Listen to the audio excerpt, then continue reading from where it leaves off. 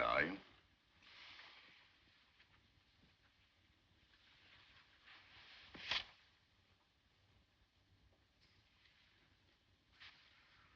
Emily, you promised that...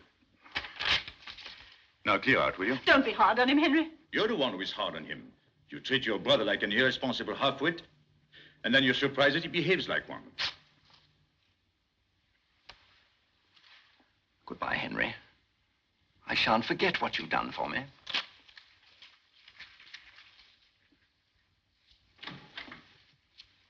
Oh, you're so unkind to him, and the poor boy's in such difficulties. Entirely through his own fault. I sometimes think he's the only person in the world who still cares for me. He was saying such sweet things to me before you came in. Here's the check. Henry. Oh, how can you? I'm sorry, my dear. No. Is this for the chemist? You never say anything nice to me because you don't feel it. You hate me, really. No, Emily, please. No, you don't even hate me. That'd be too much trouble. You're just bored and disgusted because I'm ill, because of this. Must we go through all this again? You can't bear to be near me. That's why you won't come to Matchlock with me. But, my dear, I've told you, I'm too busy. Too busy? You're no more busy than Robert is. And Robert's just offered to take me in his car. But you can't go by car. It's much too tiring. It isn't a question of being tired. It's a question of being with someone who cares for you. You mean who cares for your money? Well, I don't care if he does. At least he doesn't wish I were dead, which is what you do. Emily, please. But it's sure you can't deny it. You do wish I were dead. Oh, I certainly shall if you go on much longer like this. Oh, I'm sorry. No, come in and listen. He's just said it in so many words. He wishes I were dead. Where are you going?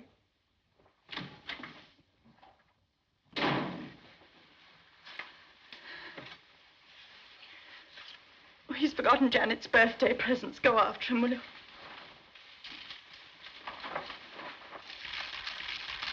Proust. The complete set and so beautifully bound. Hello, General. Look, Father. Oh, thank you, Henry. I'm so happy you like it. I can't make head or tail of it. Show me the thing Emily gave you. Isn't it lovely? They've spoiled me. I don't deserve it. You deserve everything you get. That's a fact, Morier. Spending your life looking after a wretched old crock like me. Father, please. Sacrificing herself when she ought to get married. I'm not worth it. I ought to be dead. Making everybody's life a burden. Now this girl of ours is going to leave us. Oh, don't worry about it, Father. It'll be all right. Very pretty. What news of Emily? That's what I came to talk to you about. Will you do us both a charity and come to lunch with us tomorrow? I'd love to. But why is it a charity? Blessed are the peacemakers, and we are in need of a peacemaker. Oh. What's it all about? The usual thing. What, women? Father, please. In this case, it happens to have been something else. All right, take me out. It's time to go and feed the dogs. I began it, I'm afraid, by objecting to her brother. That made Emily object to me, violently. After which we both lost our tempers. Utterly senseless, of course, but then such is life, unfortunately. It needn't be. No, I suppose not. If I were a little less impatient. And Emily could be more understanding. Then each of us would be somebody else and would live happily ever after. Meanwhile, you'd think that a woman who's been married for the best part of 20 years would come to share her husband's tastes, wouldn't you? Why, yes, of course. Well, the first time I showed Emily a modern painting, she said it made her feel sick. That was when we were engaged. Now, the last time I showed her one, which was about 3 days ago, it still made her feel sick. That's what you call intellectual companionship. Luckily, there is somebody who understands what I'm talking about. I'm thinking of the first time I saw a modern painting. When was that? When was that? Do you happen to remember a young woman who came back from India just before the war? Oh, yes. A very charming and beautiful young woman. That's neither here nor there. The point is that she was an ignorant little fool, and you were very kind to her. You opened a door, and there were all the things she'd only heard about. Painting, poetry, music. It was like a revelation, like a conversion. Dear Janet. I wish Emily could have a conversion, but I'm afraid it's not very likely. Well, I'll expect you tomorrow. You're not going already. Duty. Duty. Stern daughter of the voice of God. I have to drive to Windsor and get Emily's latest prescription made up. That's typical of you, Henry. You always joke about duty, but you go on doing it. Do I? Well, I must confess I hadn't noticed it. I must say goodbye.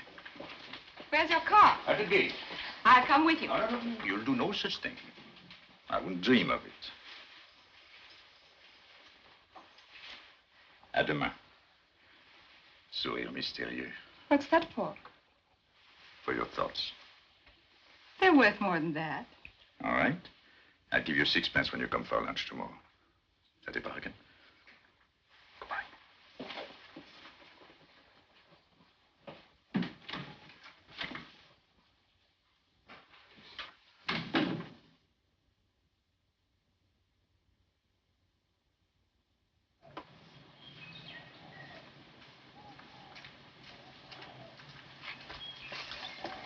We'll go to the chemist's first, Captain. Yes, sir.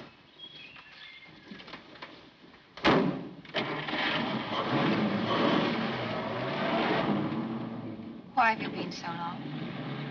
Couldn't help it, darling. I had to give Janet her presents. It's her birthday.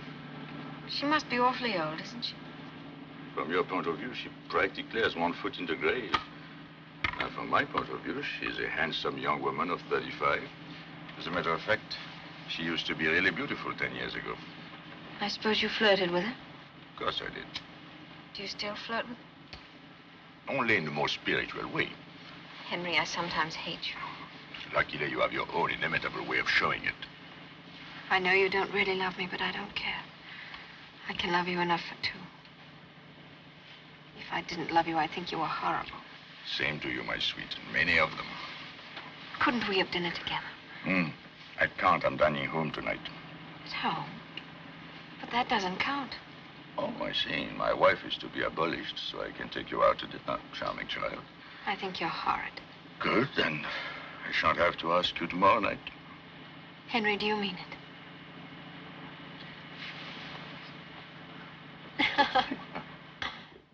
He's got no right to treat Robert like that. No right at all. But, my dear, you must admit that Robert's a bit, well, irresponsible. Well, at least Robert's got a good heart. Henry never thinks of anybody but himself. You're being unjust to him, Emily. You haven't been married to him for 18 years. If that's how you feel, I'm surprised you haven't left him. And see him trotting off with another woman? No, thank you. But if it would make him happy. That's the best possible reason for not doing it. Emily, I don't know how you can be so unforgiving. Why don't you let him go? Do it for your own sake. For my sake? It isn't good for you to feel so bitter and revengeful. No wonder you're ill. Rubbish. But it's true. People die of those feelings. Or else they live on them. Shall I tell you the only reason why I'm still alive? Because Henry'd be so happy if I died. Do you really mean that, Emily? Of course I do.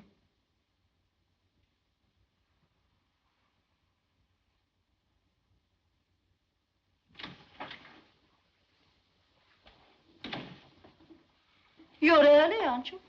It's my afternoon out. And by the way, you don't mind if I'm a little bit late getting back this evening, do you? My sister's giving a party. Peas. I'm so bored with peas. Oh, well, I'll see if Cook has something else instead. Wait, nurse. Emily, you're having lunch with us. No, I won't see him. Nonsense. He'll say he's sorry and you'll forgive and forget, and then we'll have a nice little party to celebrate. Oh, all right. Send Maisie in to help me to dress. And I'll go and tell Henry.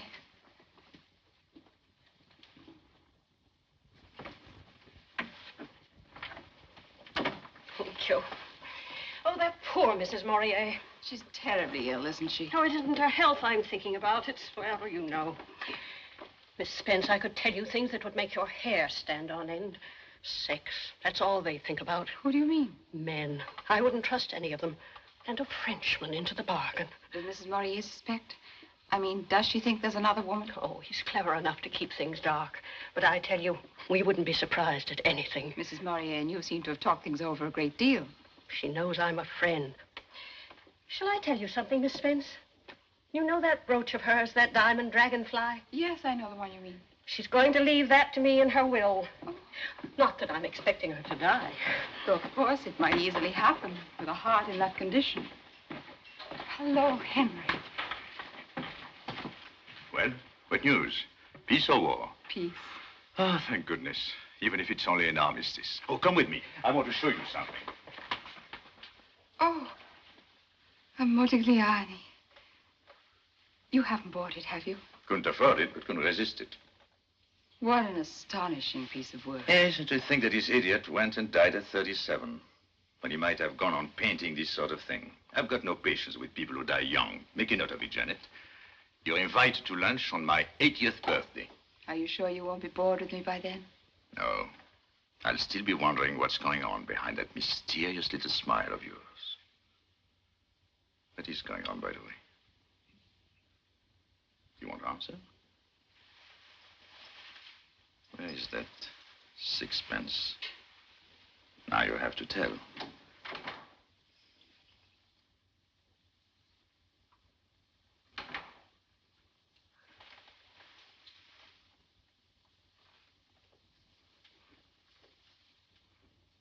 My dear, I wouldn't eat those red currants if I were you. Why shouldn't I? Remember what Libert said. Nothing with skins and pips. But I'm so fond of currants. That's no reason for making yourself ill. Don't be a tyrant. Of course, I believe in letting her have what she fancies. It does her more good than fussing about with diets and things. That's what I always tell Dr. Libert. All right. Have it your own way. Shouldn't you be going, nurse? You'll miss your bus. I just want to give Mrs. Morier her medicine. No, don't bother. I'll deal with the medicine. You run along. It's very kind of you, I'm sure. I probably shan't see you till morning, Mrs. Morier. I hope you have a nice party. Thank you. Goodbye, Miss Spence. Goodbye. Thank goodness. Now, don't blame me if these things upset you. Do I ever blame you? You never have anything to blame me for. I'm the ideal husband. That isn't even funny. Oh, it's nice to feel the sun on one's skin. Oh, Clara, my medicine. Run and fetch it for me, will you? The bottle on the sideboard. Don't bother, Clara. I've got to go and get my cigar. Very good, sir. Shall I pour the coffee for you? Please, dear.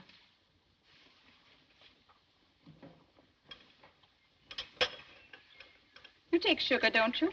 Rather a lot, please. Libert always gives me the most evil-tasting concoctions. 3 lumps.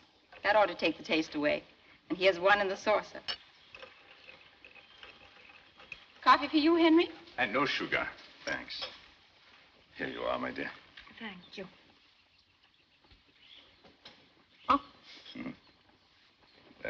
Oh, to revolting. Quick, my coffee. Thank you, Janet.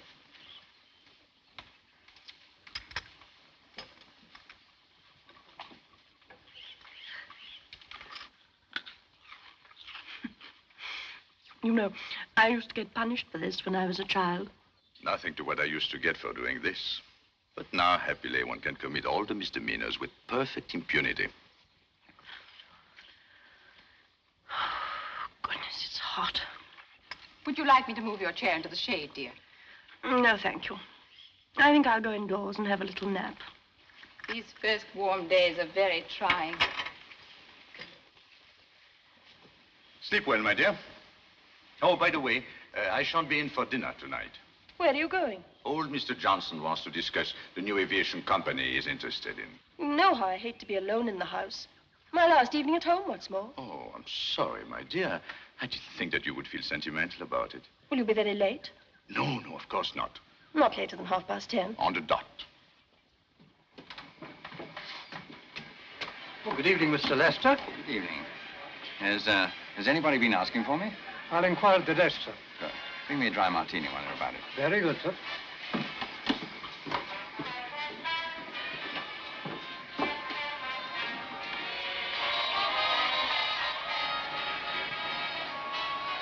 Horrible, isn't it? There ought to be a law against those things. Don't you think so? I don't know. Do you like music?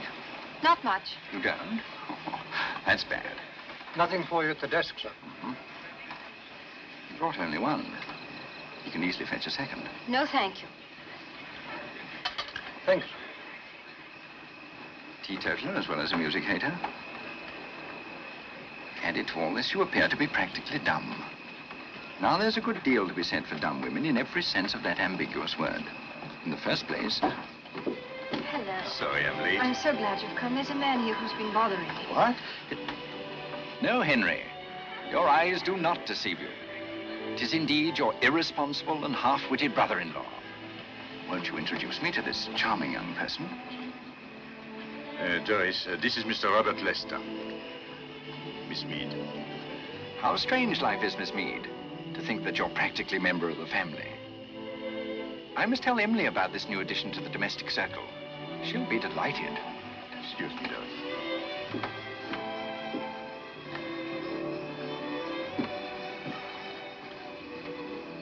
All right. How much do you want? Well, Emily was about to give me 400 when you, in your wisdom, thought fit to intervene. All right, I'll give you 400. Emily was giving. You're buying. Not a penny less than 500. Robert, you are... Henry, you know how I hate bad language. All right. Come around tomorrow, I'll give you a check. I'll come early, before Emily gets up. Come whenever you like. You'll always be equally unwelcome. This has been a very memorable occasion, Miss Mead. I intend to celebrate our meeting with some champagne. You'd feel better if you ordered a bottle yourself, Henry.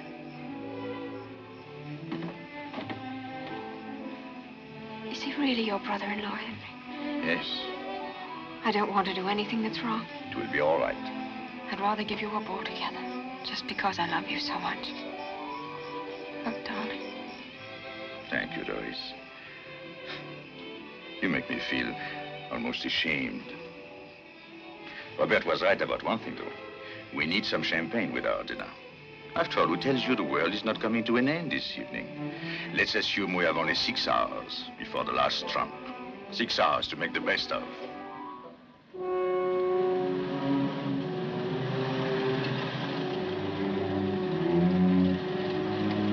Good night, Macnab.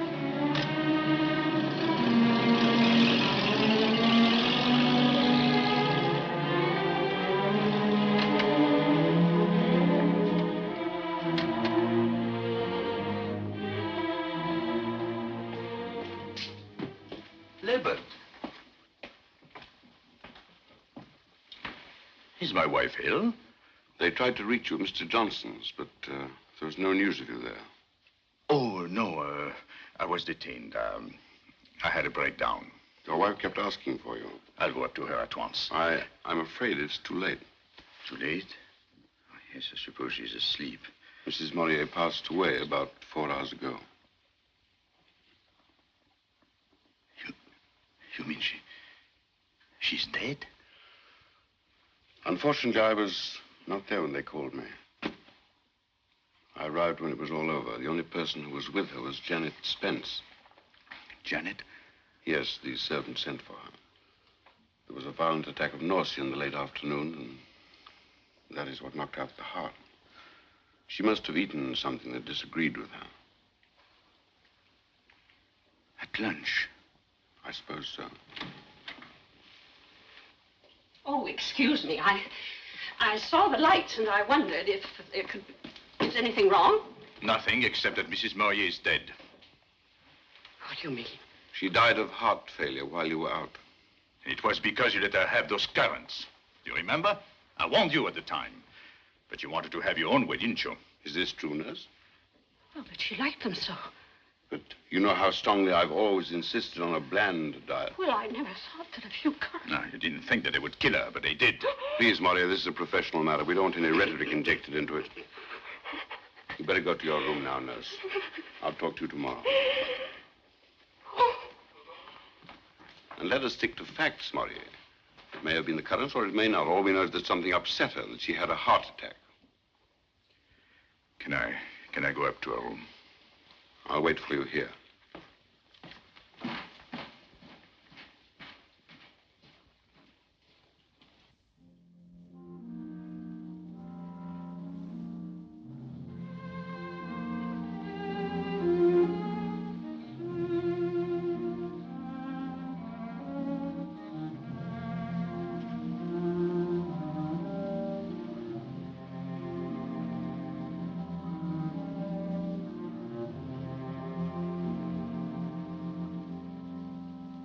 I've been nursing for 20 years.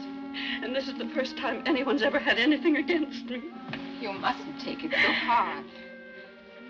Oh, he's trying to ruin me, Miss Janet. I'll never get another job. Nonsense. I couldn't wish for a better nurse for my father. That's very kind of you, Miss Spence. Did you know our nurse is leaving? Yes, I had heard.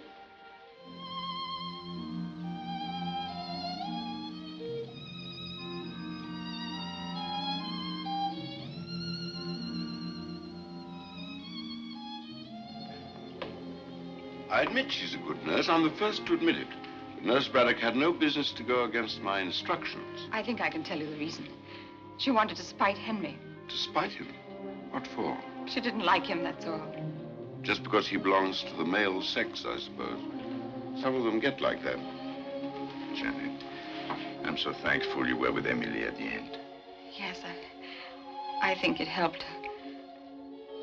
Henry, try not to feel too bitterly about that poor nurse. She didn't mean any harm. I know. Hell is paved with good intentions. She'll be out of the house tomorrow. I'm going to get her to come and look after my father. Well, I don't envy you. I think it's a good idea. I can keep in touch with her and rub in the lesson from time to time. Tell me about poor Emily. Did she suffer much? Janet, it's been too much for you. It was terrible. It was so terrible.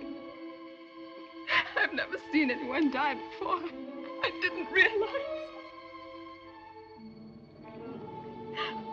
I'm sorry, Henry. I oughtn't to let myself go like this. I can't keep the memory away. I suddenly see her struggling for breath with that awful look of fear and pain on her face. Shall I take you home? No. No, thanks, Henry. I've got my car. You stay here with Dr. Lippert. Good night. Good night, Janet.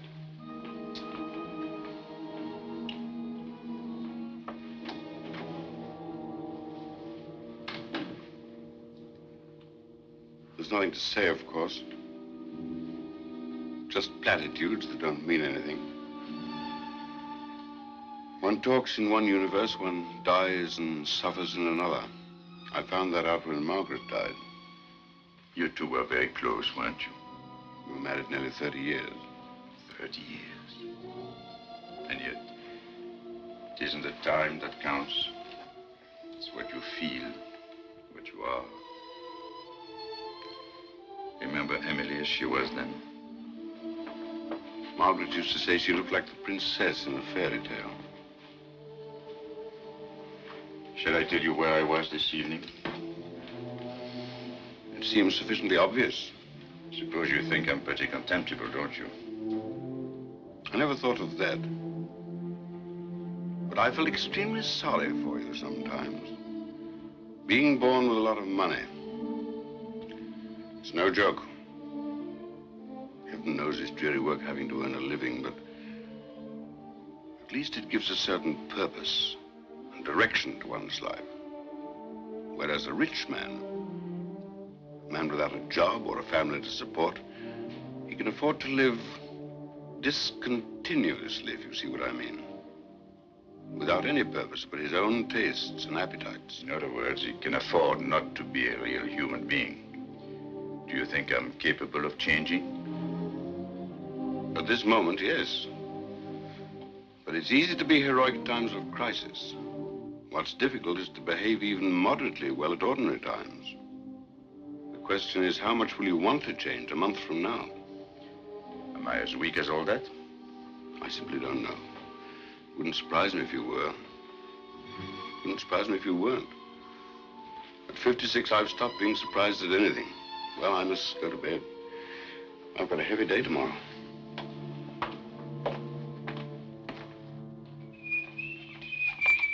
Be careful. I am being careful. Huh.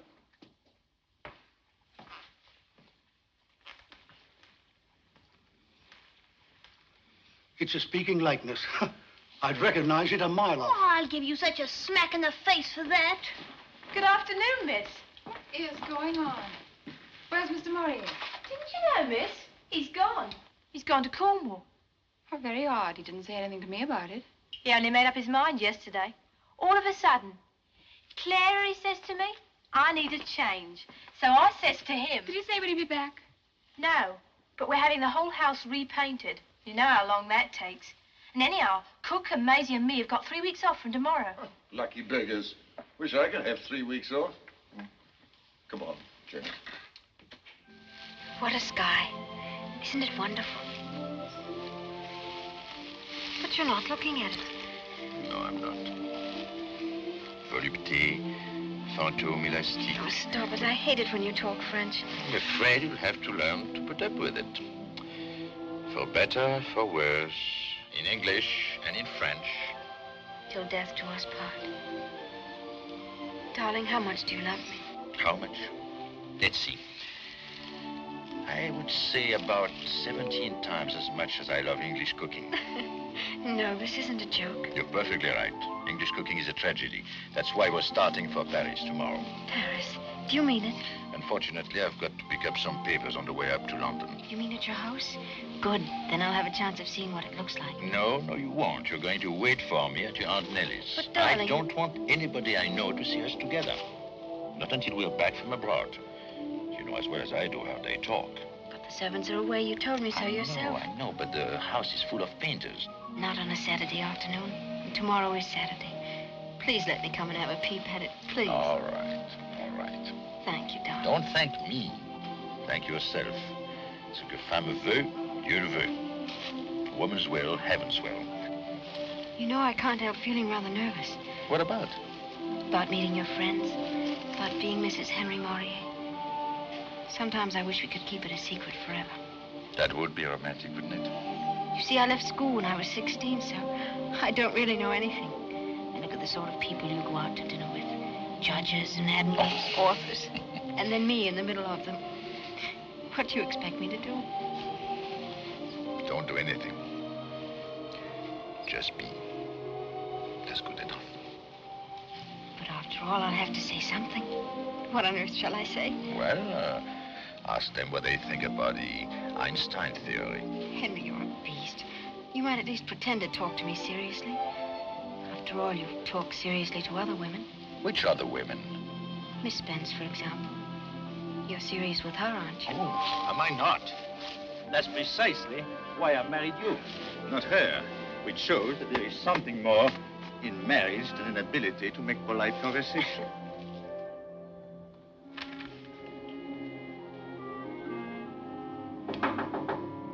Oh, Janet.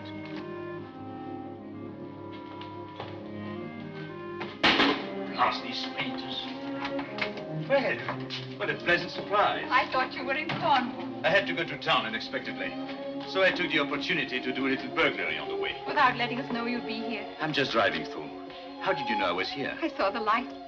Oh, and here you are. Well, I'm delighted. Now, let's see. This seems to be comparatively free of paint. Sit down, won't you? May I? I won't stay long. Well, I'm glad you came, Janet. As a matter of fact, it will save me writing a letter. What's this? Open it and see. But, Henry, it's Emily's bracelet. And Emily would want you to wear it. Me? I don't know anyone who has as much right to it as you do. Oh, no, Henry, I don't deserve it. Here, take it. But, Janet, she loved you. She'd want you to have something that would always remind you of her. No, I can't. Now, Janet, I shall be offended if you don't take it. Offended? Do you want me to have it? Of course I want you to have it. I just felt it was too much. It's not nearly enough. It's really very beautiful. Do you mind if I finish off this little job while we talk? Of course not. How did you like Cornwall?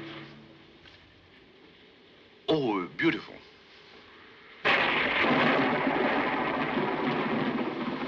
I love thunderstorms, don't you? Frankly, I don't. I once saw a man killed by lightning just a few feet away from me.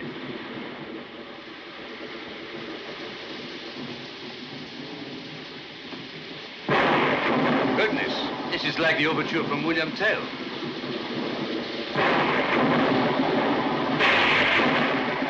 I knew this would happen. Heaven knows where they keep the candles. No, don't. You're spoiling it. Look at the trees, writhing and struggling as if they were trying to get free. But they can't. They're tied down. 1, 2, 3, 4. Less than a mile away. Listen, what a relief. What a liberation.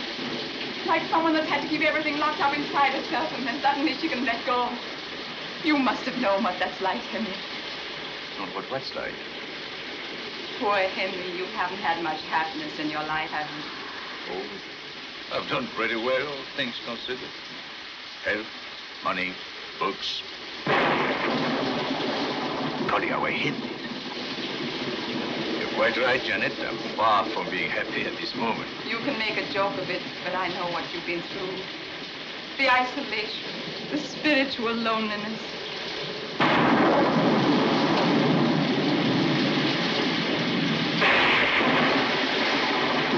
Right overhead. It's wonderful. It's like passion. Now, Janet. You've been reading too many novels. Passion. You know what I mean. Loving so much or hating so much that at last it breaks out in spite of yourself. Like lightning, like a thunderbolt, like the wind and the rain.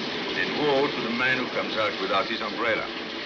You know, that always makes me think of Benjamin Franklin. Sending his ridiculous little kite into the middle of an electrical convulsion. Heaven knows why he wasn't killed. He certainly asked for it. Henry, we're free now. We needn't pretend any longer. I don't quite understand. I tried to hide it. But you must always have known, just as I've always known about you. About me? Of course. I knew what you felt. And I knew you'd never admit it out of a sense of honor and duty. I respected you for that, even though I suffered from it.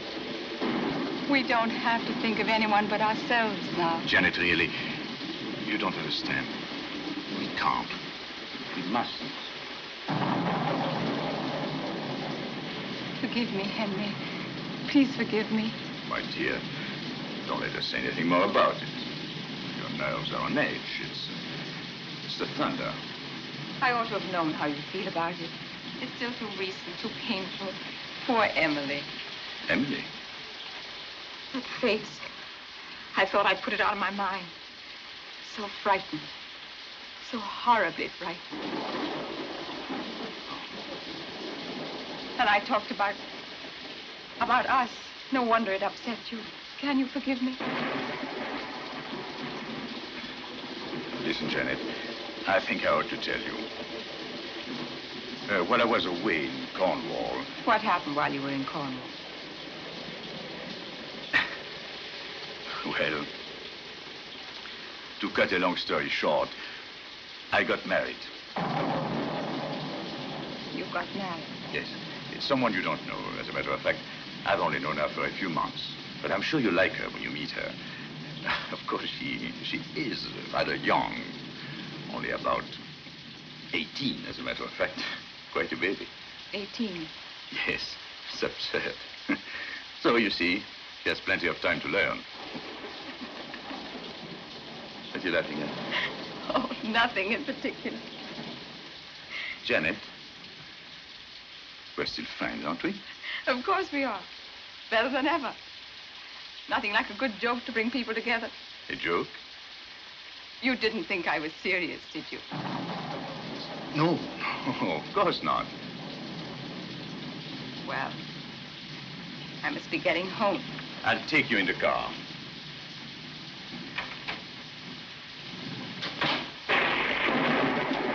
You should see the roads. I almost had to swim back from Aunt Nellie's. Oh. Doris, this is Miss Spence. You've often heard me talk about her. How do you do? How do you do, Mrs. Morier? You know, it sounds too ridiculous for an old woman like me to be calling you that. Do you mind if I call you Doris? I'd love it. And you must call me Janet. Yes, Miss Spence. I mean Janet. Isn't she adorable? Well, I'll get my coat.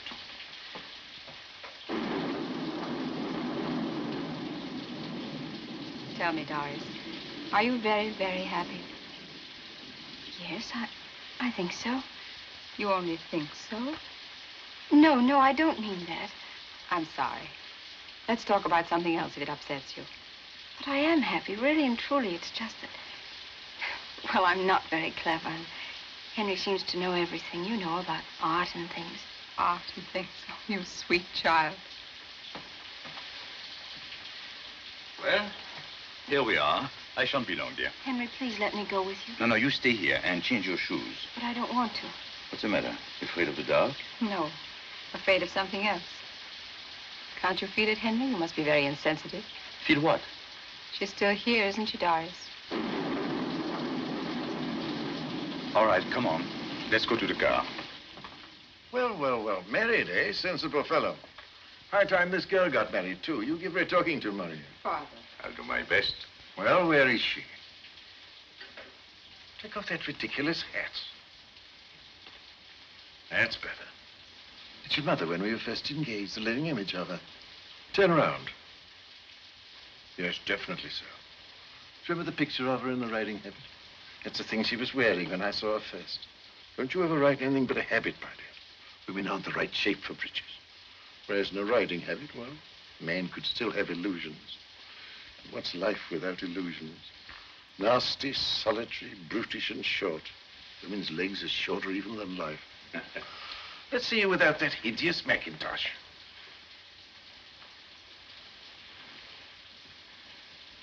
What a charming brooch. Henry gave it to me. Well, we really have to run. Got to be in London tonight, and then we're taking the early boat train in the morning. Goodbye, John. Goodbye, my dear fellow. Good night.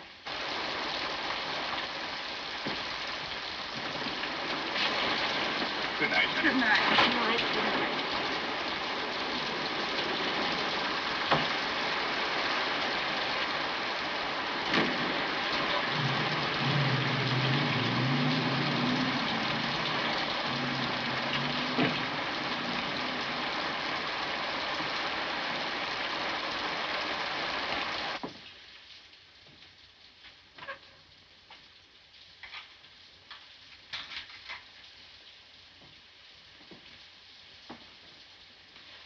Well, I'm glad poor Mrs. Morier wasn't here to see what has happened to her brooch. Your brooch, really? I was a fool to think I'd ever get it. You don't get diamonds for friendship. He told me he'd known the girl for several months. That means that even while poor Emily was alive. Pigs, that's what they are, every one of them. I tell you, they've got no shame, no decent feelings. And now, when she's scarcely cold in her grave... Must have been a great relief to him. You mean when she died? Seeing that he wanted to marry the girl. Who tells you he didn't have to marry her? I'd be ready to bet on it. And it was lucky for him when poor Emily died when she did. Just at the right time. Just at the right time. Miss Spence, you don't suppose... Suppose what? Why wouldn't he let me give her her medicine? Well, you're not suggesting... But that's ridiculous. That stuff he brought back from the chemist's. What stuff? Stuff for killing weeds. I happened to look at the label. I know what was in it. So that's why he made all that fuss about those red currants, just to give himself an alibi. You're not serious, are you? I certainly am. You're mad. It's unthinkable. After all, I've known him for years. You've known A, Mr. Morier, the one who talks so nicely about pictures and all that sort of thing. But you've never known the one who can't keep his hands off girls. He'd do anything, I tell you, anything. Listen, why did it happen on the day I was out? What difference did that make? What difference? I've seen these cases. I'd have recognized the symptoms immediately. So what does he do? Chooses a day when he knows I won't be back until late. Till it's all over, in fact. And then he goes out himself, on the tiles most likely, with that girl of his. No, he wouldn't do that. Oh, yes, he would. And when he comes home, he turns on me and says I killed her with those red currants. Currants, indeed. After all, Dr. Liver thought it might have been the currants. Yes, and why? Because the other one keeps harping on it. And so I have to take the blame. I'm the scapegoat. I'm the one to be crucified. Well, I tell you, I'm not going to put up with it any longer. And I'm not thinking only of myself. It's a matter of principle. I want to see justice done. I want the whole world to know the truth. You talk as though you knew it yourself. I do. I'm as certain of it now as I shall be after they've had the postmortem. The postmortem? Yes, you know what that is, don't you? Do you mean to speak to Dr. Libbert about it? Dr. Libbert? No, of course not. He wouldn't want to admit he'd made a mistake. No. I know who to go to. I know what I have to do.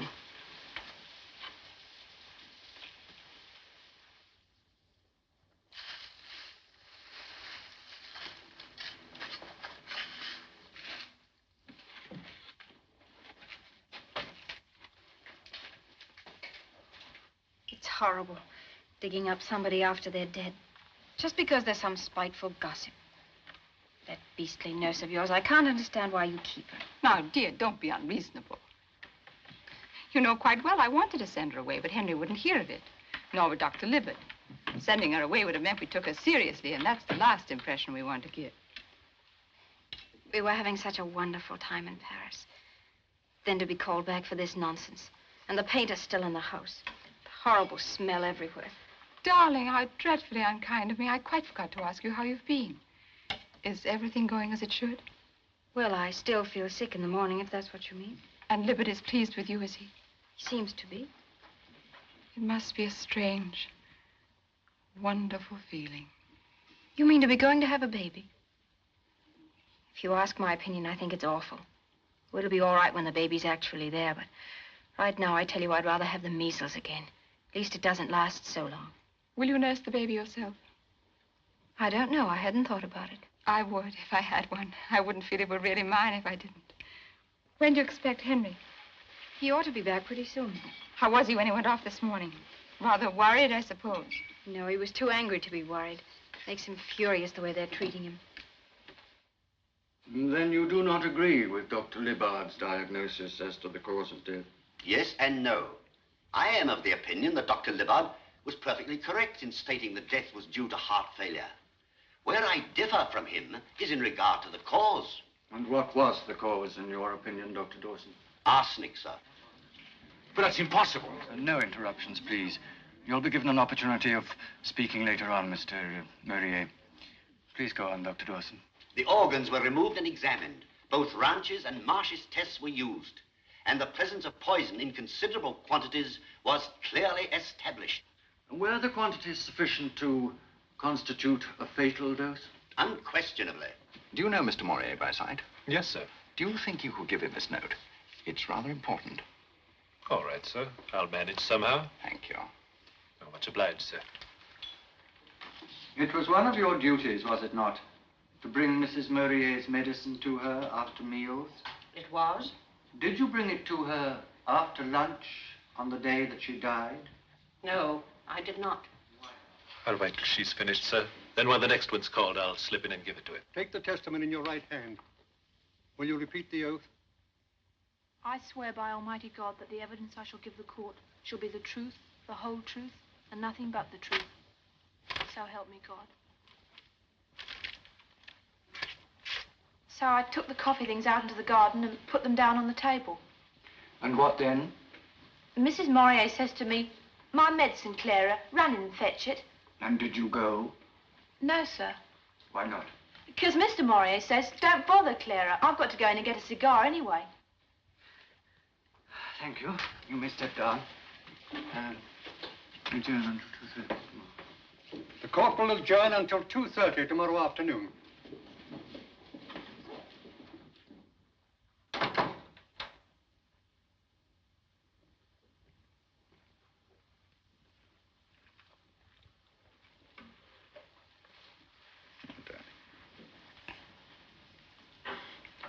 It's too terrible. Yes, it's terrible because it's impossible. And yet it's happened. It's all my fault. I oughtn't to have let you love me. I knew we shouldn't have done it. But I cared for you so much. Darling, if they do anything to you, I shall kill myself. Don't talk nonsense.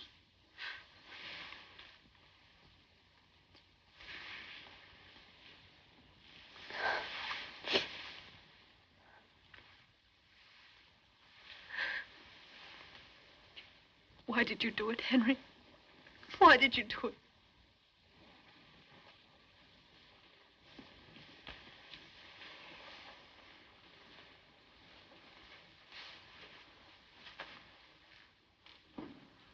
You all seem to take it for granted that I murdered my wife. Do I look like the sort of man who goes about slaughtering people? Running her neck and the devil take her? I suppose you imagine I was so insanely in love with you that I would do anything. Anything!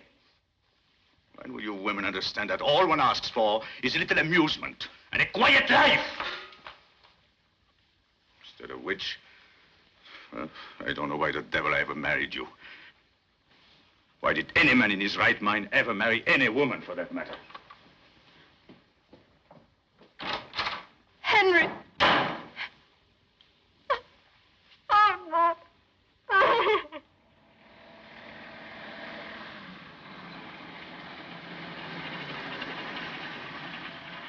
Morier! Libet! I've just been sent for to your house. What for? Your maid told me over the phone that your wife had taken poison. Taken poison? Fortunately, it was nothing more than an overdose of sleeping tablets. I've told them what emergency measures to take, so I'm hoping it won't be too serious. Get it.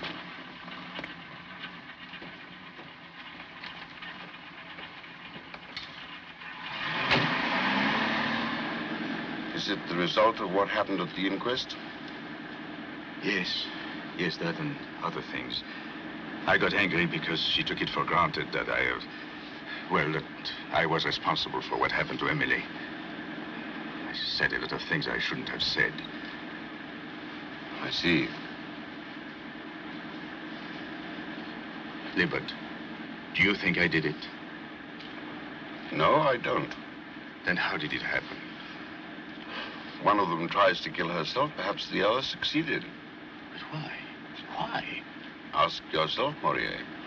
If you were a woman, would you have been very happy as Mrs. Henry Morier?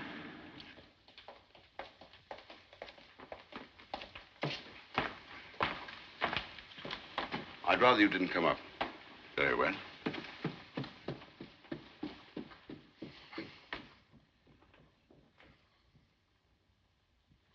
Well, that's that, young woman.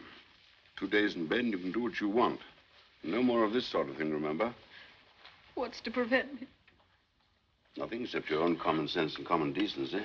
He doesn't love me. I don't want to go on living. Well, who cares what you want? Who's interested in your beastly little emotions? Why not think of somebody else for a change? I think of Henry all the time. No, you don't. You think of yourself in relation to Henry, which is a very different proposition. Thank you, Maisie. You may go. And remember, if you wake up in the night with cramps in your intestines, don't blame Henry. It's your own fault entirely. There. You're quite right, Dr. Livett. It was wrong. I promise I won't do it again. Good girl. No, I'm not good. That's why all this is happening. Tell me, how can I help you? Well, in the first place, you must believe in him. Through thick and thin, in spite of everything. That's the first thing. Then whatever happens, you must be strong and calm. No tears, no harrowing scenes. They're just an indulgence, that's all. Some women cry as easily as a pig grunts. And they enjoy it very nearly as much. So don't do it. Don't do it. And finally, remember you're going to have a baby. That's probably the best thing that ever happened to Henry. So for goodness sake, don't let's make a mess of it. See who's here?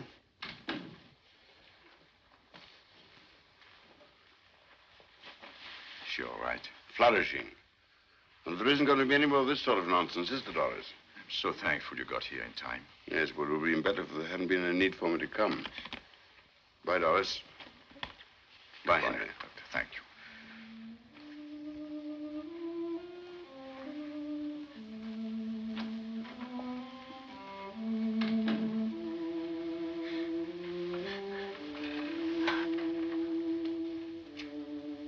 Can you forgive me, Doris? Darling, I'm the one who needs to be forgiven. It was all selfishness, really. I see it now. I was trying to spite you, trying to get my own vet. I began it, I'm afraid. I ought to have known better. At 18? To think I tried to kill myself. And everything so beautiful, so mysterious. Even that fly on the ceiling. Even that silly old doll you tore to bits. And this. How wonderful it is simply being able to move from one place to another. It's empty here. It's empty there. Just think if there were no emptiness. If everything was so jam full that you couldn't move, like in a coffin. That's death. That's hell. Oh, darling, I was forgetting. Before you came back, I rang up the Imperial Airways. There's a plane leaving Croydon in the morning. This is Friday. There's the whole weekend in front of us. We could be in Africa before they found out, or in Turkey, or... Henry. You still believe I did it? But I don't. Then why did you suggest I should run away? Oh, I've been a fool again. I made you angry. It's only because I love you so much. Because I was so terribly anxious in case you couldn't make them understand. Shall I tell you something? I said a very stupid thing this afternoon. I said I didn't know why I ever married you. Well, perhaps I didn't know it then. But now I do know. I know very well. Why? Because I love you. Oh, darling.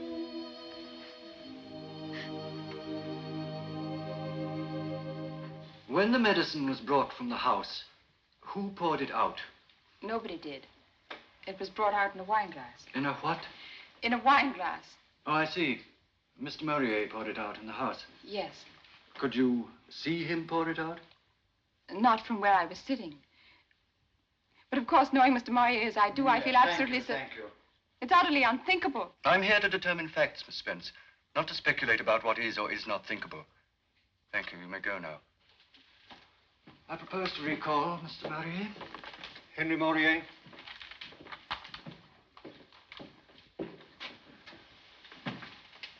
And we now come to a rather painful subject. Tell me, were you acquainted with the present Mrs. Morier before the death of your first wife? With all respect, sir, I fail to see what bearing this question can have upon the present inquiry. You will please allow me to conduct the proceedings in my court in my own way. Will you please answer the question, Mr. Morier? I had been acquainted with her for about 4 months, I think.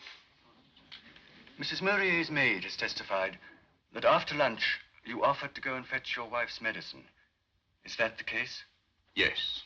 Did you bring it back, the medicine, in the bottle? No, I poured out 2 tablespoonfuls into a wine glass. And I swear to God I added nothing. Please, please. I'm sorry, but I must protest. You will kindly confine yourself to answering my questions, Mr. Morier. Was anyone with you in the room when you poured out the medicine? No. Clerk, you have the ledger there. Will you please show it to this witness? On the 4th line from the top, do you recognize your signature? I do. Messrs. Fillmore's records show that on the day before Mrs. Morier died, you purchased a tin of weed killer. Is that the case? Yes. Are you aware that the weed killer in question is a powerful poison?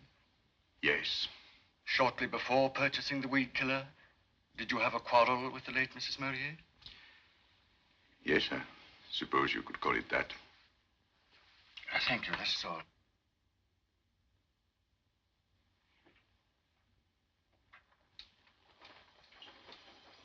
Well, here we are. Sure you won't change your mind and come with us?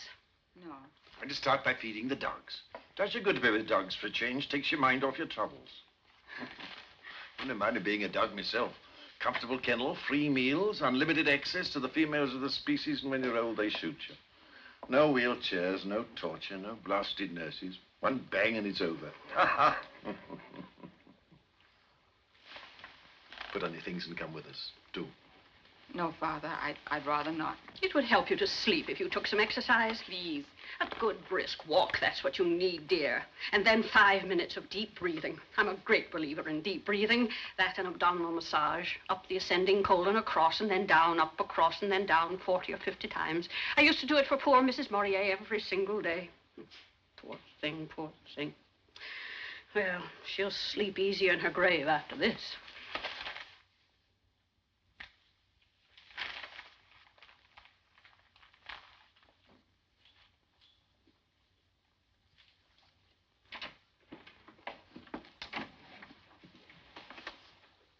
Hurry up. Quick. All right, all right. Have you got your bag of dog biscuits? We'll be back in time for tea. Don't let it get you down.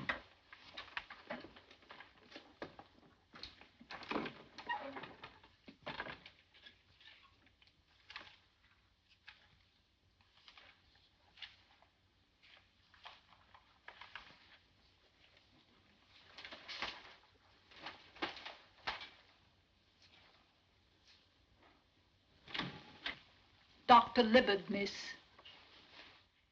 Show him in.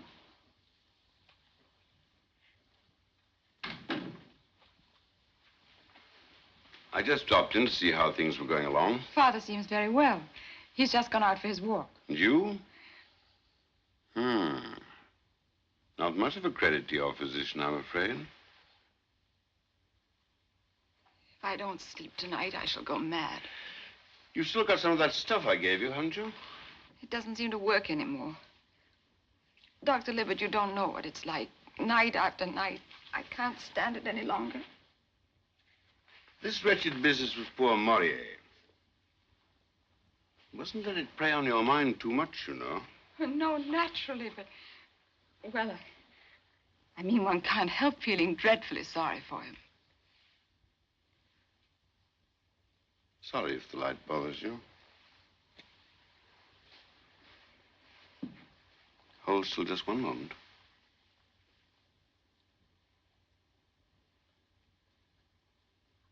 Mm-hmm.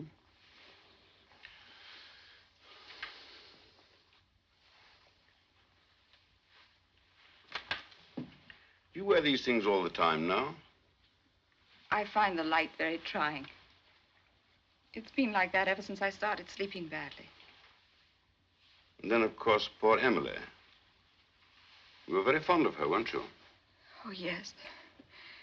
Yes, I loved her. Well, wouldn't that account for all your trouble?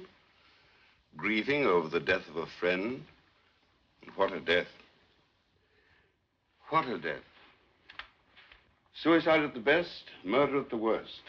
And remember, Macbeth hath murdered sleep. Murdered it for a lot of other people as well as himself. Look what I found in the garden this morning. Give that here. Can't I give it to him? It's just a 4-leaf clover, that's all. Was against the regulations.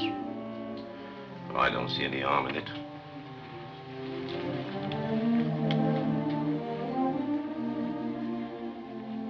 You think it's awfully silly, don't you? Silly to love someone.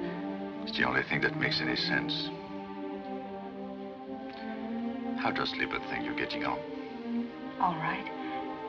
Darling, let's call him Patrick. Call whom? Libbard? No, I mean if it's a boy. Oh, I see. And if it's a girl? Well, what about Belinda? Oh, no. No, there I draw the line. But it's such a pretty name. Do you see me running after the child in Kensington Gardens and yelling, Belinda, Belinda? There are limits, my dear. We're taking certain things for granted, aren't we? Darling, you mustn't say such things. After all, you haven't done anything wrong, so what can they do to you? Besides, you've got your 4-leaf clover now, and we won't call her Belinda, I promise. But don't imagine that'll prevent you from making an ass of yourself. Any man looks an idiot when he's trying to keep a tiny child in order. I shall roar with laughter and you'll be furious. But then a moment later, you'll be laughing too. It'll be so wonderful, Henry. Will it? Of course it will. Sorry, ma'am. Time's up.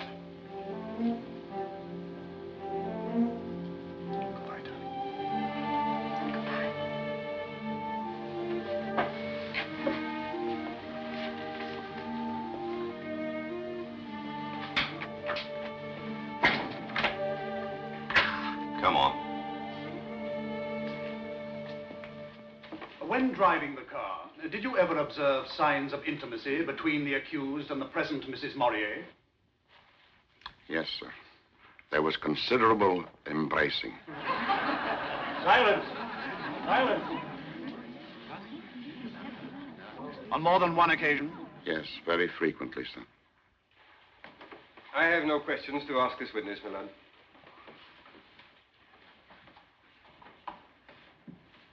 Caroline Braddock. Caroline Braddock.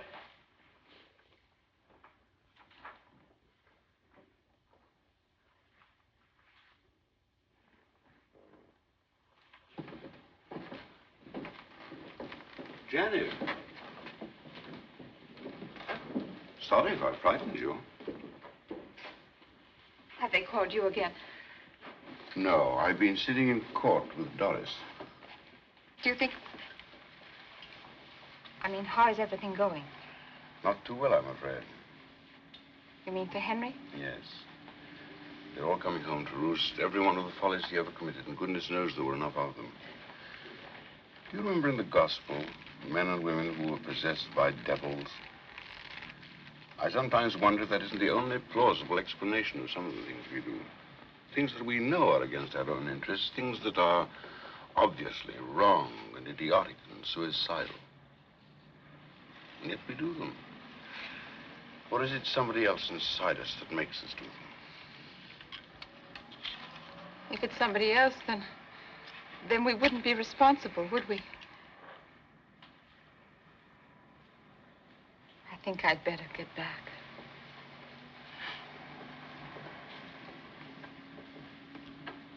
Did the accused and the late Mrs. Morier ever quarrel? All the time. When did they have their last quarrel? On the day before Mrs. Morier's death. Was it violent? To judge from what I heard of it, it must have been. What did you hear? I heard Mr. Morier say he wished she was dead.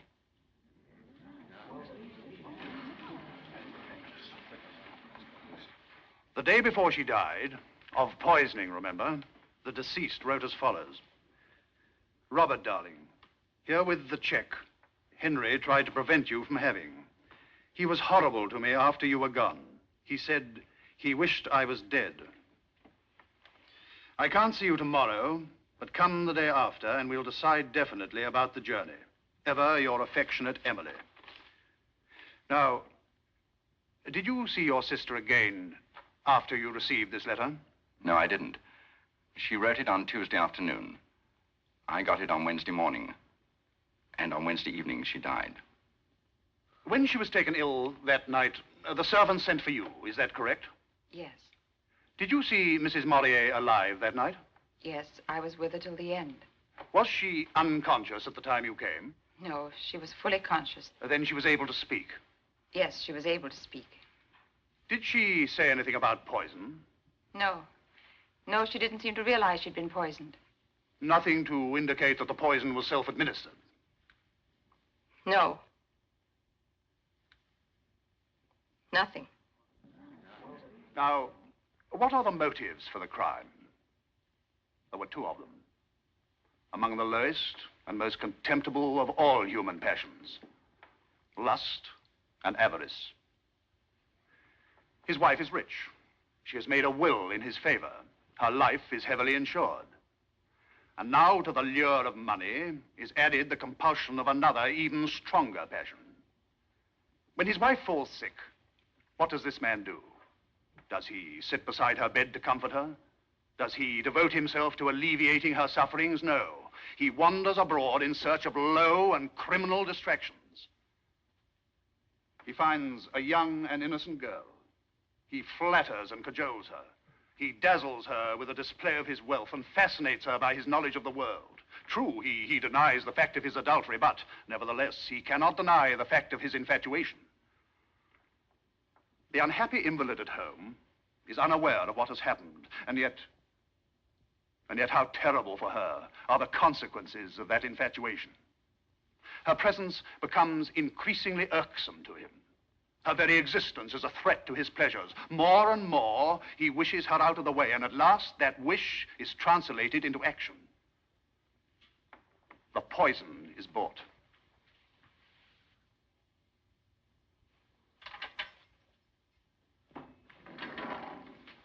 Here, you've been transferred to Wandsworth. Wandsworth? But that's where... But you can't. There's the appeal. You'll hear about that in plenty of time. Hold out your hands.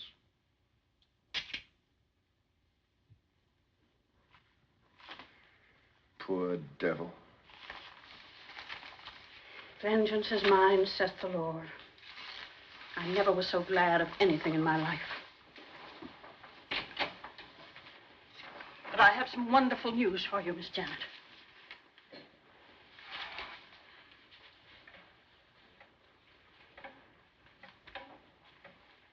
Friday the 24th.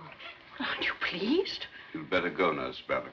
Oh, very well, but I thought you'd be pleased, after all, when a criminal gets his deserts. That's enough.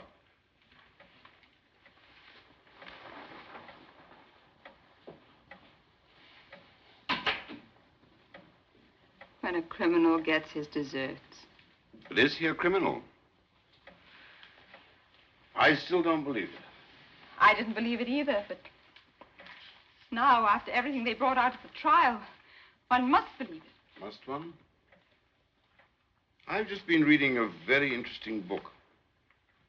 It's an analysis of well-known cases of people who were condemned for crimes they never committed. But they proved it. They proved it in these other cases, too. Sometimes it was a matter of deliberate false witness. Sometimes it was nothing more than circumstantial evidence. It piled up. It all pointed in one direction. The conclusion was obvious and inevitable. And yet that conclusion was wrong. After all, the case is closed now. It can never be reopened, never. So what's the good of talking about it? It's just silly. I don't want to discuss it anymore. They proved it at the trial, and that's that. Not to my satisfaction. I just can't believe that Morier was responsible. Then who was? What about Emily herself? Suicide? No, Emily would never have committed suicide. Yet she often complained that she was tired of life. I never heard her say that, never. Neither did Nurse Braddock, if I remember correctly. I must say I was very surprised when she said that at the trial. I don't know what she said, and I don't care. Morier cared, carried a great deal of weight with the jury. Somebody who had been with Emily day and night for the best part of 2 years, and she never heard a whisper of suicide. Yet suicide was the main line of defense. I'm not interested in lines of defense. I'm interested in the truth. I'm interested in justice. And if you're trying to insinuate things, if you're accusing me of telling lies just because... Why'd you let me go on? Why don't you stop me? Well, people don't like being stopped as a rule.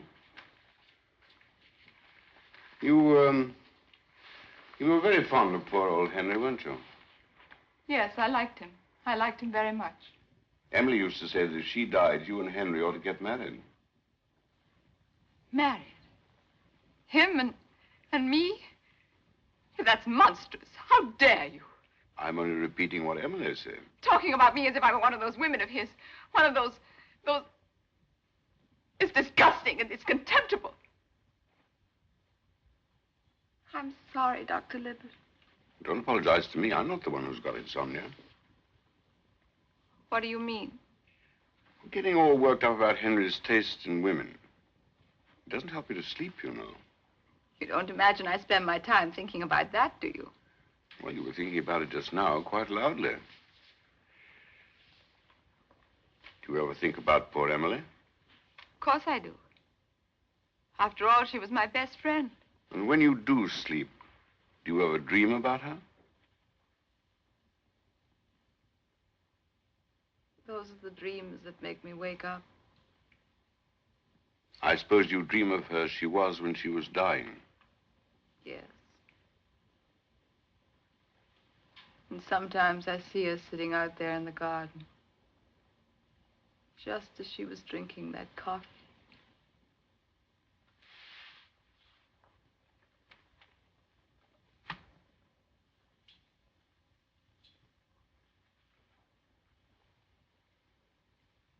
I thought it was the medicine he was supposed to put the poison into. Yes, of course, the medicine. I meant the medicine. I don't know why I said coffee. Henry didn't give her the coffee, did he? I really don't know. Somebody must have. Anyhow, it's of no importance, is it, seeing that everything's been proved? Quite. Quite. Oh, I wish it were all over. All over.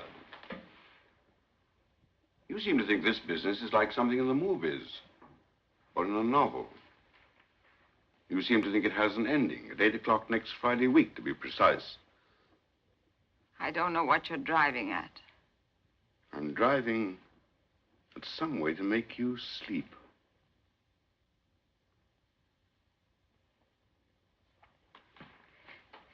Well, this has been a very interesting talk, Dr. Libby.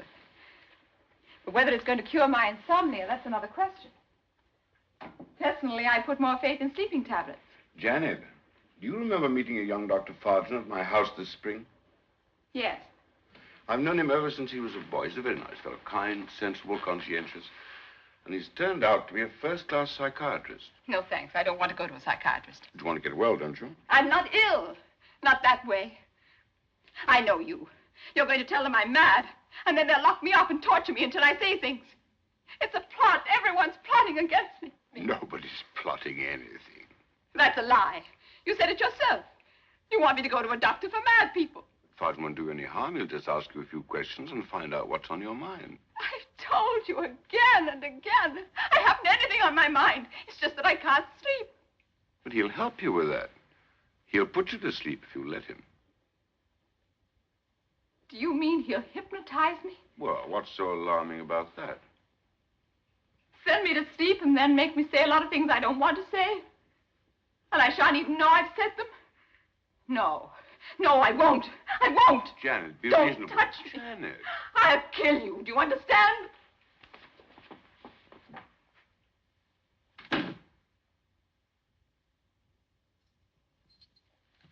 Miss Spence to see you, Morier.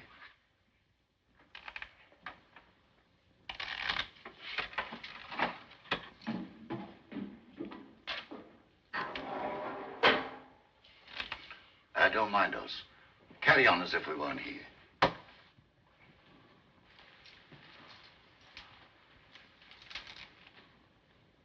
It's difficult to believe that you are quite real. Nothing is quite real anymore. That clock. When one thinks about time, draining away like blood from a wound, and you can't stop it. It just goes on quietly flowing until there isn't anymore. And then you're dead.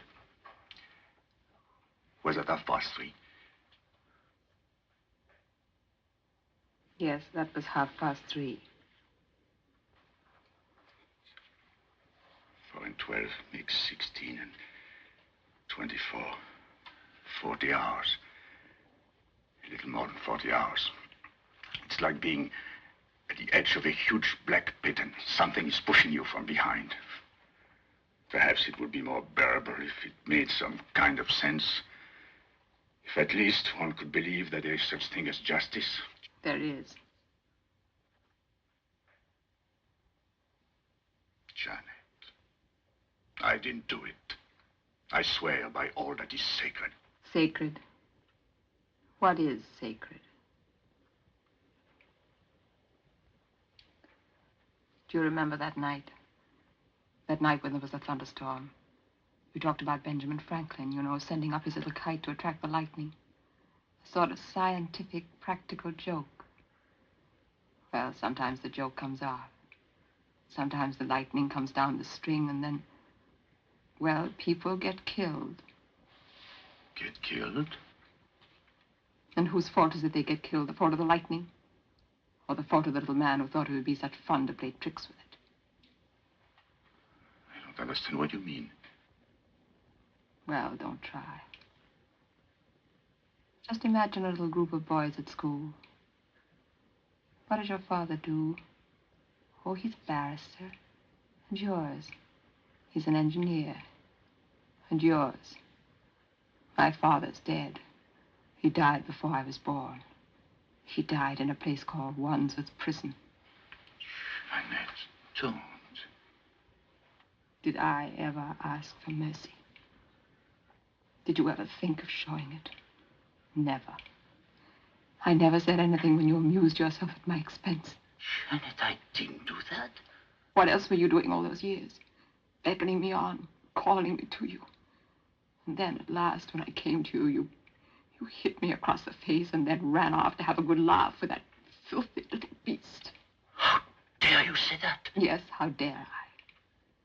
Do what you like, but never say. That's shocking, that's disgusting. How old was she, Henry, when she first started doing these things? 18? 17? Slobbering and pawing, and you call it love. Love! Filth, that's what it was. And you threw the filth in my face and then roared with laughter.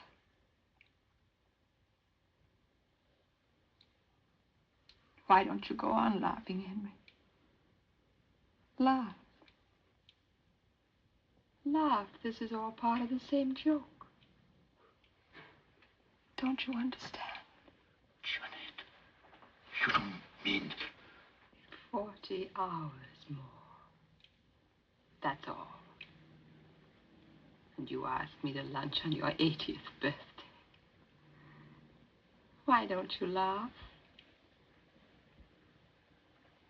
Goodbye, Henry. Janet! Janet! Janet! Janet! Janet!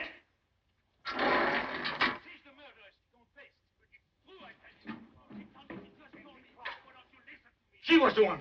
She did it. Keep quiet. But she told me. She confessed. Janet! Janet! Janet! But she's the murderer. She told me. But it's true. I swear. She's let me go. Yeah, that's better now. Sit down. Tell her to come back.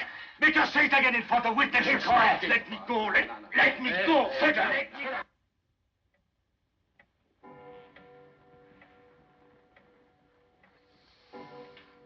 Time passes slowly. Not for him. 8 o'clock at Wandsworth. There, but for the grace of God, goes James Libbard. And there, but for the grace of God, goes Janet Spence. Happily, there was the grace of God. Still possible to do it. To do what? To have the execution postponed. Why should it be postponed? If some entirely new fact were to turn up. They proved it. The jury thought they proved it. But do you?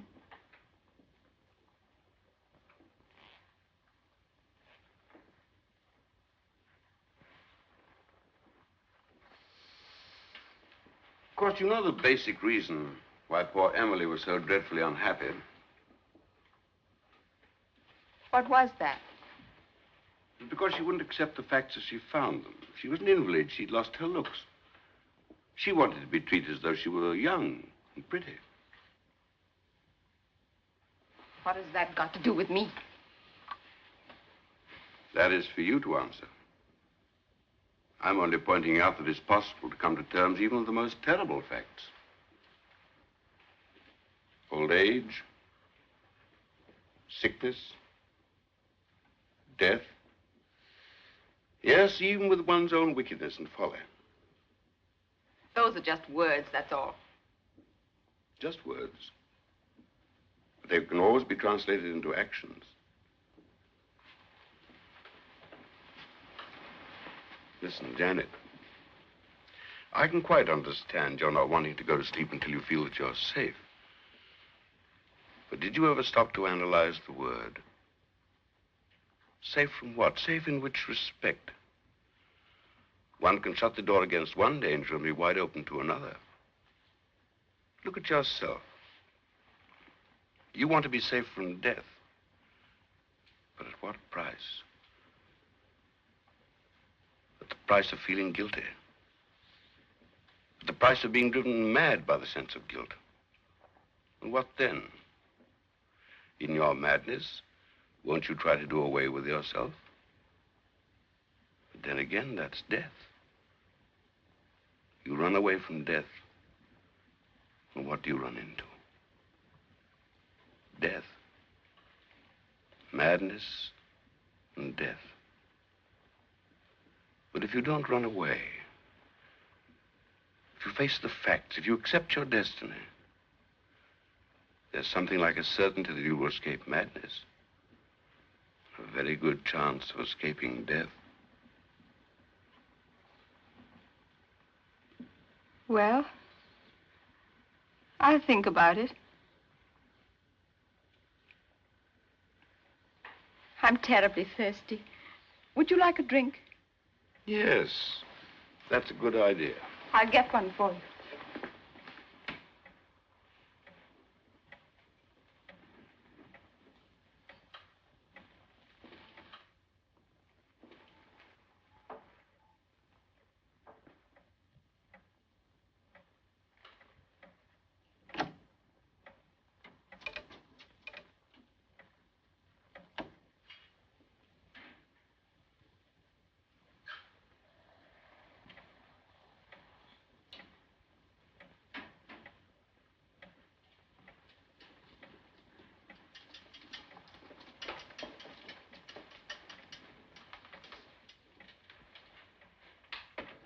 Kali, isn't it?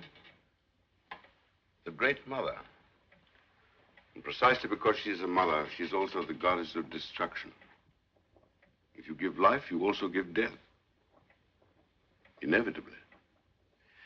I must say they had a pretty realistic view of the world, these old Hindus. Oh, I beg your pardon. I'm really most awfully sorry. I don't think it'll harm the carpet, do you? Just a little fizzy water and a spot of alcohol. Do I get another? Let me do it for you. No, let me.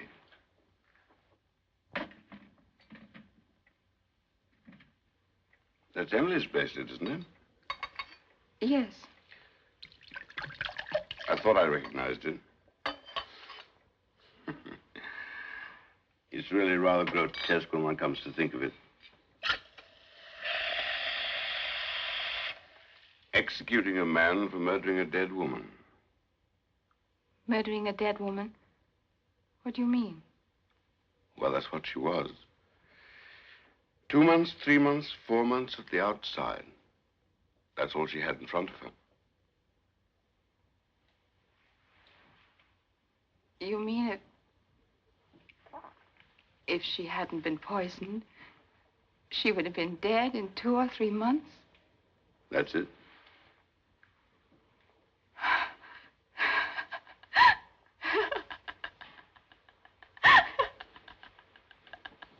What are you laughing at? I don't know. Nothing.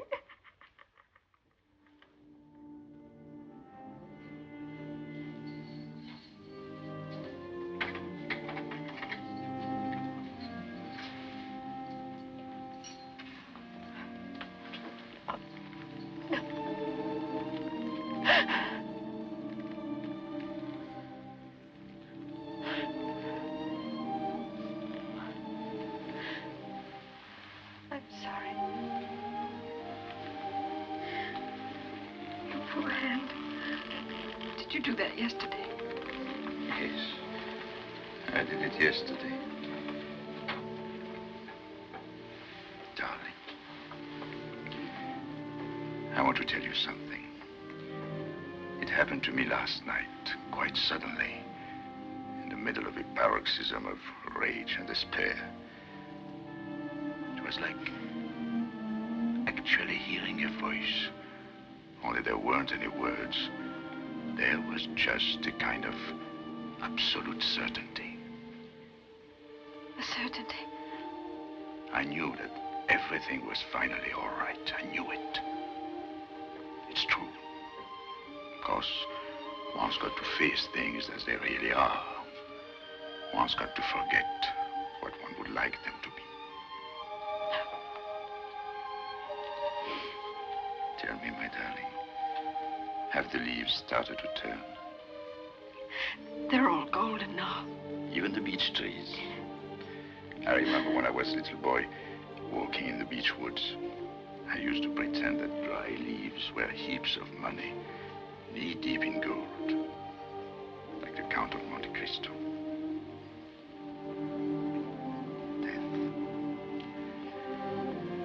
Death. You know, if you accept it, it's all right. refuse to accept it, then you go mad. But I can't accept it. I can't. Shall I tell you what was hardest?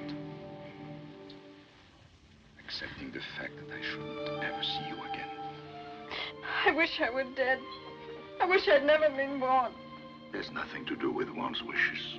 After all, we did not ask to be born, but we've got to put up with life. Even if we don't like it, even if we can't understand it. And mind you, we can never understand it while we are actually living it. Life has to be lived forward, but it can only be understood backwards. So, there it is. That's what I suddenly understood. And meanwhile, what was I doing? The exact opposite of what had to be done. Knocking my hands to pieces, driving myself mad, raving against the injustice of the thing. But it is unjust. From the outside, yes, from other people's point of view. But you know, if you accept the injustice that's been done to you, if you say to yourself, well, this is what has happened, and I put up with it, I actually will it. Well, if you can do this, then in some strange, mysterious way, the nightmare makes a kind of sense. I know it's difficult to explain, but it's true. Oh, before I forget, I want you to promise me something. Don't see too much of Janet. Don't let her have anything to do with the baby. But darling, she's always been so sweet to me. I know she has.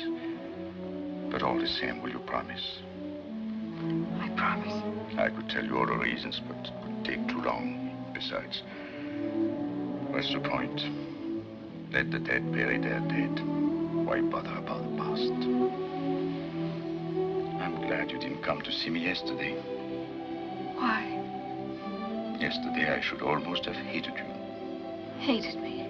Yes, hated you for being free, for having all your life in front of you, whereas I was here a few hours. You love me, don't you? And I love you, Doris. And love casts out fear. Of course, it also works the other way around. Fear casts out love. Yesterday, there was nothing but fear. But today...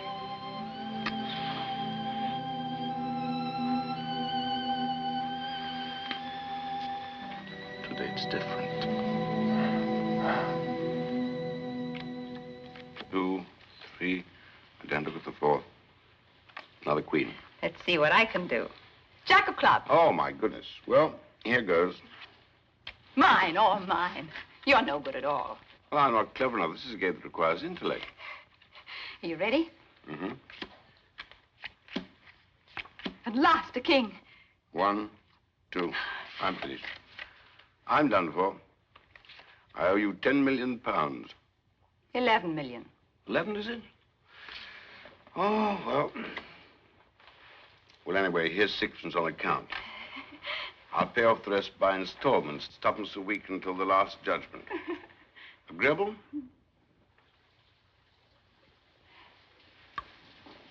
It's raining. I like rain.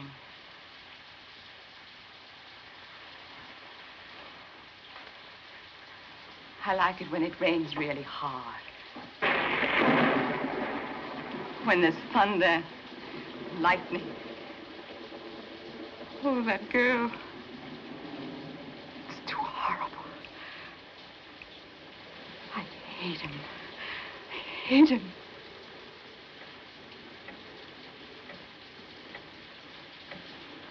Do you know what the time is?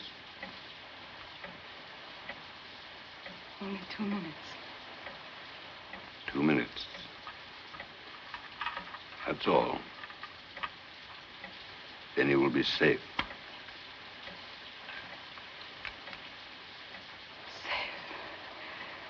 I'll be safe. They must have got everything ready on the scaffold. A rope, straps. And now they're going down the stairs. There's the governor of the prison, the chaplain. They're walking along the corridor. It isn't far, just a few steps. They're at the door. Someone puts a key in the lock and turns it. The door opens and there he is. There he is.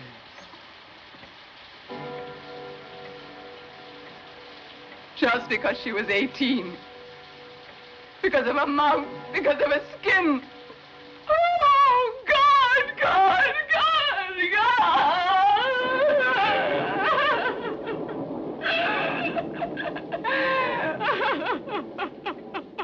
It's all over. No need to worry. You're sleeping now. Hold still. This won't hurt. Quite still.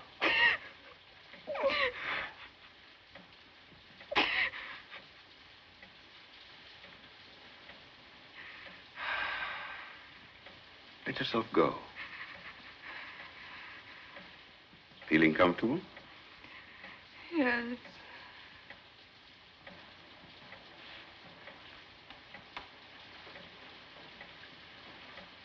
Feel quite safe now, don't you? Safe. Yes, absolutely safe. Tell me, Janet, how did you get her to take the poison? I put it in the coffee.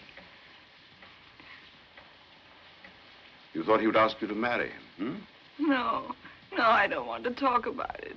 It's true, isn't it? I can't tell you. You thought that he loved you as much as you loved him. It's too awful, too humiliating. All right.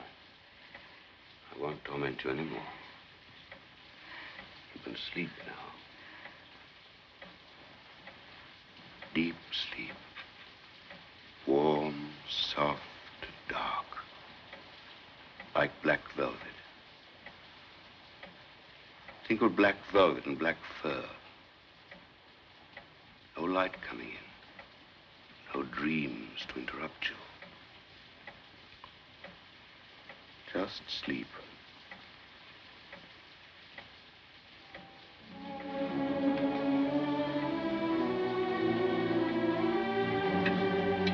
Hello. Give me toll, please. The Battersea 6160.